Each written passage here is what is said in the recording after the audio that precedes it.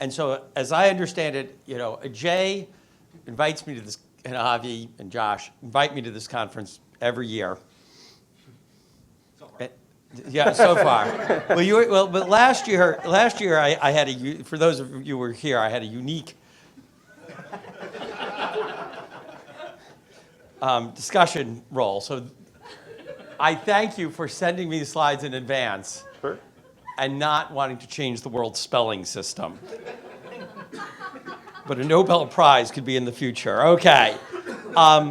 So what I'm planning to do, I wasn't given too much guidance here in advance, is just take a few minutes delivering on what Ajay just said, then maybe kind of having a kind of back and forth with Abe, and then maybe kind of opening up to questions, but also bringing Steve back if that's okay, because I think there were some additional energy in the room on your very provocative remarks, which I at least I had lots of questions. So that'd be great.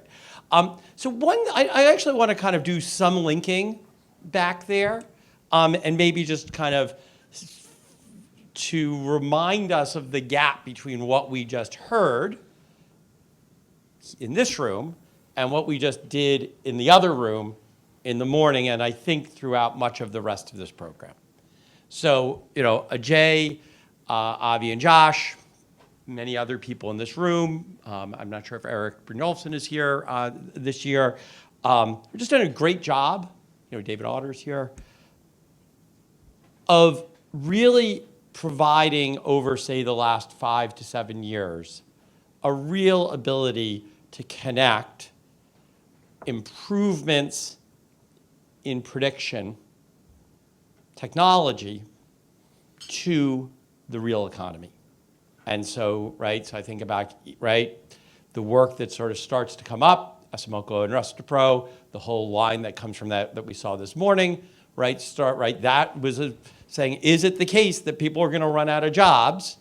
Interestingly, economists sort of figured out pretty quickly that if you could invent new jobs at a sufficiently fast rate, at least that might keep us something to do, And that in fact, that balance between the elimination of old tasks and the creation of new tasks, endogenously created through induced labor demand, or through induced innovation, that is a first order effect that I think that economists, bring to the table here. On the other hand, if you kind of read through both of the talks that we just saw, they actually, neither Steve nor Abe are talking about the immediate application of AI, of machine intelligence, to directly changing the bulk of labor market activity as currently conceived, but mostly as itself an input into the innovation process itself. And that's for sure, I think, in Abe's remarks. There's this narrow thing called the drug discovery process. It dramatically shifts human health, our healthcare system. Right now, it costs, if you ask the DeMasi et al., what's the number? Well, I can ask, Ian Coburn famously knows this number. What is the number? What is the? $3.2 billion to bring a new drug to market. All in. Who knows if that number is right? It depends on who's paying for that number, okay? Elizabeth Warren disagrees, I think, right? But the interesting thing is that just because drugs seem to cost $2.2 billion to come to market, that's not like some law of nature. It's because drug discovery and drug development is almost everything you try fails. If you actually look at the kind of narrow cost of the average trial, if you had a very high success rate, drug discovery would cost something on the orders of $75 million to $100 million. Like, it's that big of a difference. And there's wide ranges of diseases, application areas that are basically, people don't even think about doing them because of the economic cost of bringing these new innovations to market. And so what you're hearing here is a shift, in the underlying, they're saying, it turns out that right now what we do, right, can you go back one in your slides? So I'm going to be, one more. Yeah, that's fine, right?